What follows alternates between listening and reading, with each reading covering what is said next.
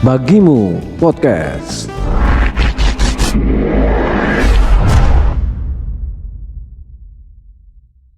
Assalamualaikum warahmatullahi wabarakatuh. Salam pengadaan. Halo semuanya, kembali lagi dalam program kami Bagimu Podcast, di mana program kami akan berbagi ilmu seputar pengadaan barang dan jasa. Nah, hari ini telah hadir di samping Kiki seorang pejabat fungsional pengelola pengadaan barang jasa pertama, yaitu beliau adalah Ibu Azizatun Azimah SE.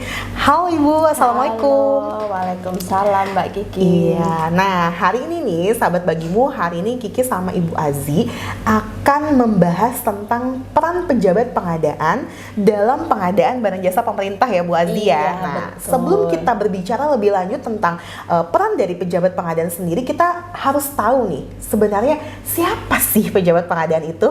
Mari Ibu Azi untuk mempersingkat waktu langsung aja. Baik sahabat Bagimu, di sini saya akan menjelaskan sedikit tentang siapa itu pejabat pengadaan. Pejabat pengadaan itu adalah pejabat administrasi atau pejabat fungsional atau personel yang bertugas melaksanakan pengadaan langsung, penunjukan langsung, dan e-purchasing. Nah, jadi sahabat Bagimu, siapakah pejabat pengadaan? Tadi sudah disampaikan dengan dari Ibu Azi bahwa mereka adalah yang melaksanakan pengadaan langsung ya Bun ya, Betul. kemudian penunjukan langsung dan Iya. juga e-purchasing. Iya. Nah, kalau kita berbicara tentang SKPD, mungkin ada yang namanya di dinas itu APBD dan juga APBN ya Bun ya. Nah, Betul. siapa nih Bun yang menetapkan pejabat pengadaan kalau dia itu dari APBD maupun dari APBN? Oke, kalau untuk sumber dananya dari APBD, itu yang menetapkan pejabat pengadaan itu adalah PA atau pengguna anggaran. Sementara sumber dana dari APBN itu bisa dua, bisa pengguna anggaran atau kuasa pengguna anggaran. Oke, jadi dua nih sahabat Bagimu. Jadi kita lihat dari sumber pendanaannya Bun ya, Iya, APBD betul. atau APBN. Nah, kita lanjut nih ke tugas dari pejabat pengadaannya sendiri dalam proses pengadaan barang jasa. Apa aja nih? Oke. Jadi, tugas pejabat pengadaan dalam pengadaan barang atau jasa itu adalah pertama, melaksanakan persiapan dan pelaksanaan pengadaan langsung, penunjukan langsung untuk pengadaan barang atau pekerjaan konstruksi ataupun jasa lainnya itu yang bernilai paling banyak 200 juta rupiah. 200 juta rupiah. Terus yang kedua, melaksanakan persiapan dan pelaksanaan pengadaan langsung dan penunjukan langsung untuk pengadaan jasa konsultansi yang bernilai paling banyak 100 juta rupiah. Itu yang kedua. Terus yang ketiga, dia melaksanakan e-purchasing yang bernilai paling banyak 200 juta rupiah sampai 200 juta ya. Jadi kalau di atas 200 juta untuk pengadaan e-purchasing itu dilaksanakan oleh PPK. Oke, nah itu tadi tugas pejabat pengadaan nih, sahabat Bagimu. Dan sedikit kepo nih Bun ya, tadi kan Bunda udah jelasin ada beda-beda nih angkanya ya, untuk kayak Iya, tadi betul. ada konstruksi sama barang jasa lainnya itu bernilai paling banyak 200 juta. 200 juta Kemudian rupiah. untuk jasa konsultansi itu paling banyak 100 juta. Iya. Nah, bagaimana kalau misalnya jasa konsultansi sendiri di atas 100 juta Bun? 101 juta mungkin, apakah dia larinya nanti ke tender atau bagaimana tuh? Oke, baik. Kalau untuk di atas dari 100 juta rupiah itu akan dilaksanakan oleh Pokja pemilihan. Oke. Jadi itu tugasnya pejabat pengadaan dari 0 rupiah sampai dengan 100 juta rupiah. ya, Itu untuk konsultan konsultansi, ya. ya. Sampai dengan 100 juta rupiah. Jadi bisa dilaksanakan oleh pejabat pengadaan. Iya, Kalau betul. sudah di atas dari 100 juta, beda lagi nih yang Iya. mengerjakannya Bun ya. Ya tadi Betul. Pokmil atau kelompok kerja pemilihan yang ada di Biro Pengadaan Barang Jasa ya Bun Iya, ya. betul sekali. Oke, udah lengkap nih, udah jelas banget. Nah, sekarang kita lanjut nih Bun ke mekanisme penugasan pengelola pengadaan barang jasa sebagai pejabat pengadaan. Iya. Ya, nah, mekanismenya ya berarti ini sistemnya gimana sih, alurnya nih gimana? Alurnya Oke. gimana nih gitu sampai bisa si pejabat pengadaan ini ditugaskan untuk melaksanakan yang tadi kita sebutkan tadi ya, ada Iya, purchasing, ada pengadaan langsung gitu kan, dan penunjukan langsung dan bagaimana tuh Bu? Oke. Nah, jadi Kepala UKPBJ berkoordinasi dengan pengguna anggaran atau kuasa pengguna anggaran untuk mengonfirmasi data pengadaan yang ada di satuan kerja tersebut, ya.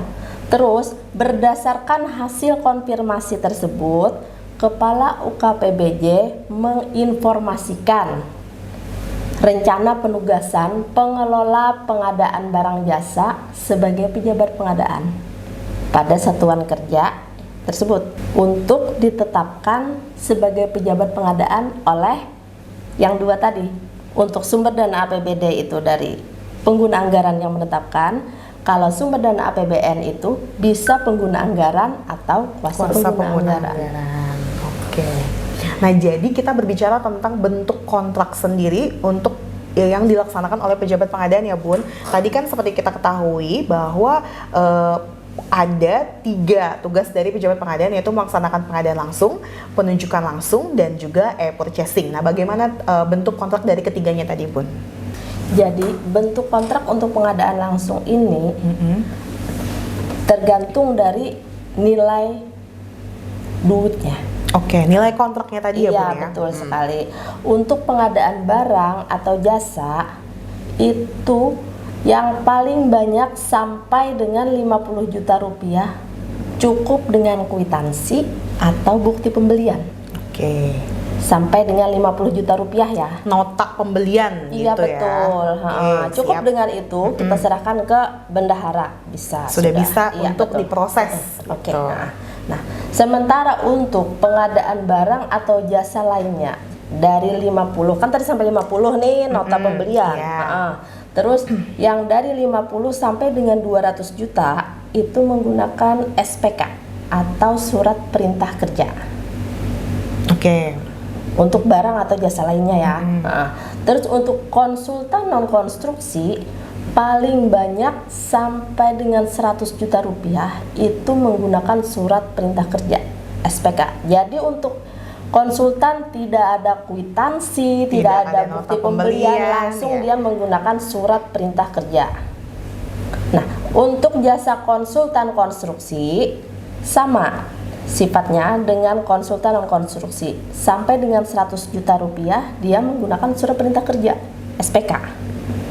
Nah, untuk pekerjaan konstruksi fisik paling banyak dengan 200 juta rupiah itu juga menggunakan surat perintah kerja SPK. Jadi untuk kwitansi, nota pembelian itu hanya untuk pengadaan barang atau jasa lainnya yang sampai dengan 50 juta rupiah. Selebihnya menggunakan surat perintah kerja. Nah, jadi sahabat bagimu itu tadi kita ngebahas tentang peran pejabat pengadaan dalam pengadaan barang jasa pemerintah. Nah, sebelum kita tutup acara podcast hari ini Bun, apakah Bunda ada closing statement dulu nih untuk sahabat bagimu yang ada di rumah? Ada Mbak Kiki, Oke, sedikit silahkan. ya.